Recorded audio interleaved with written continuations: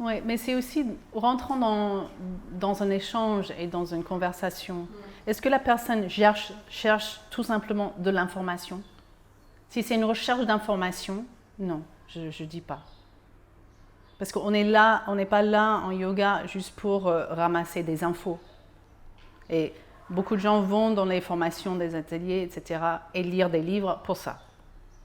Mais yoga, c'est l'expérience. Donc pour moi, dans l'échange, j'aimerais bien savoir, est-ce que la personne a vraiment fait l'expérience de quelque chose, elle a un questionnement qui touche directement à cette expérience? Ou est-ce que c'est curiosité, par exemple? Si c'est juste la curiosité sur d'autres personnes, là, je dis non.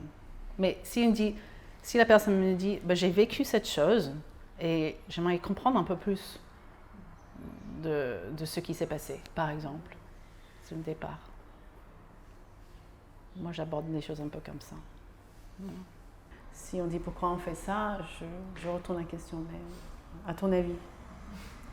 Et si la personne n'a pas de réponse, je dis, mais je te laisse réfléchir et on verra une autre fois. Ouais.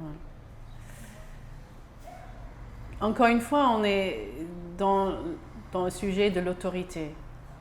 Selon le yoga, l'autorité vient de l'expérience directe.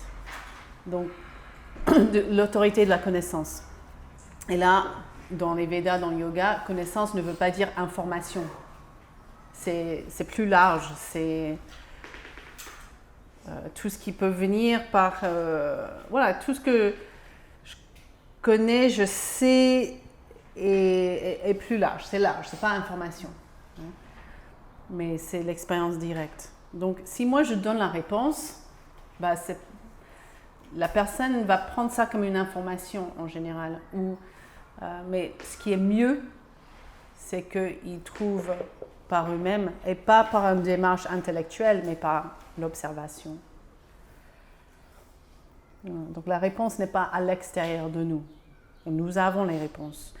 Si on fait le chemin du yoga, dans les Yoga Sutras, c'est tout le temps. Si ça c'est établi, peu importe le sujet, il dit ça tout le temps. Si ça c'est établi, maintenant tu peux avoir cette capacité-là. Par exemple, si ça c'est établi, tu peux maintenant avoir la capacité de la discrimination. Mais si tu n'as pas fait tout ce travail, tout ce que vous pensez discrimination, discernement, est pollué, par exemple. Mais c'est en observant, en faisant l'expérience, voilà, qu'on arrive à avoir ces capacités. Donc j'invite les gens à vraiment expérimenter.